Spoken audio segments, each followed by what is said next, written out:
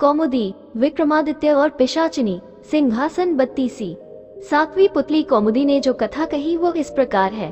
एक दिन राजा विक्रमादित्य अपने शयन कक्ष में सो रहे थे। अचानक उनकी नींद करुण क्रंदन सुनकर टूट गई। उन्होंने ध्यान लगाकर सुना तो रोने की आवाज नदी की तरफ से आ रही थी और कोई स्त्री रोए जा रही थी। विक्रम की समझ में नहीं आया कि कौन सा दुख उनके राज्य में किसी स्त्री को इतनी रात गए बिलक बिलक कर रोने को विवश कर रहा है। उन्होंने तुरंत राज परिधान पहना और कमर में तलवार लटकाकर आवाज की दिशा में चल पड़े। क्षिप्रा के तट पर आकर उन्हें पता चला कि वह आवाज नदी के दूसरे किनारे पर बसे जंगल से आ रही है। उन्होंने तुरंत नदी में छलांग लगा दी तथा तैरकर दूसरे किनारे पर पहुंचे। फिर चलते चलते उस जगह पहुंचे जहां से रोने की आवाज आ रही थी। उन्होंने देखा कि झाड़ियों में बैठी एक स्त्री रो रही है। उन्होंने उस स्त्री से रोने का कारण पूछा। स्त्री ने कहा कि वो कई लोगों को अपनी व्यथा सुना चुकी है, मगर कोई फायदा नहीं हुआ। राजा ने उसे विश्वास दिलाया कि वे उसकी मदद करने का हर संभव प्रयत्न करेंगे। तब स्त्री ने बताया कि वह एक चोर की पत्नी है और पकड़े जाने पर नगर कोतवाल ने उसे वृक्ष पर उल्टा टंगवा दिया है। राजा ने पूछा क्या वह इस फैसले से खुश नहीं है। इस पर औरत ने कहा कि उसे फैसले पर कोई आपत्ति नहीं है, लेकिन वह अपने पति को भूखा प्यासा लटकता नहीं देख सकती।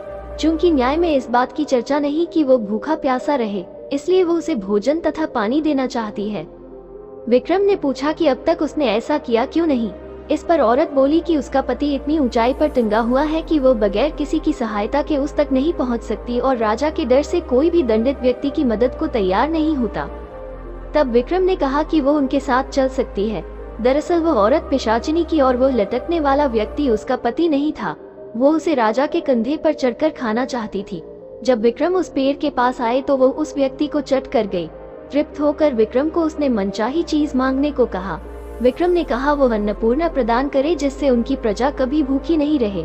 इस पर वो पिशाचिनी बोली कि अन्नपूर्णा देना उसके बस में नहीं, लेकिन उसकी बहन प्रदान कर सकती है। विक्रम उसके साथ चलकर नदी किनारे आए जहाँ एक झोपड़ी थी। पिशाचिनी के आवाज देने पर उसकी बहन बाहर निकली। बहन को उसने राजा का परिचय दिया और कहा कि विक्रमादित्य अन्नपूर्णा के सच्चे अधिकारी है, अतः वो उन्हें अन्नपूर्णा प्रदान करे। उसकी बहन ने सहर्ष अन्नपूर्णा उन्हें दे दी। अन्नपूर्णा लेकर विक्रम अपने महल की ओर रवाना हुए। तब तक भोर हो चुकी थी। रास्ते में एक ब्राह्मण मिला।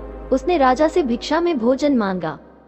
विक्रम ने अन्नपूर्णा पात्र से कहा कि ब्राह्मण को पेट भर भोजन कराए। सचमुच तरह तरह के व्यंजन ब्राह्मण के सामने आ गए। जब ब्राह्मण ने पेट भर खाना खा लिया तो राजा ने उसे दक्षिणा देना चाहा। ब्राह्मण अपनी आंखों से अन्नपूर्णा पात्र का चमत्कार देख चुका था, इसलिए उसने कहा अगर आप दक्षिणा देना ही चाहते हैं तो मुझे दक्षिणा स्वरूप ये पात्र दे दें, ताकि मुझे किसी के सामने भोजन के लिए हाथ नहीं फैलाना पड़े। विक्रम ने बेहिचक उसी क्षण उसे वह पात्र दे दिया। ब्राह्मण राजा को आशीर्वाद देकर चला गया और वे अपने महल लौट गए।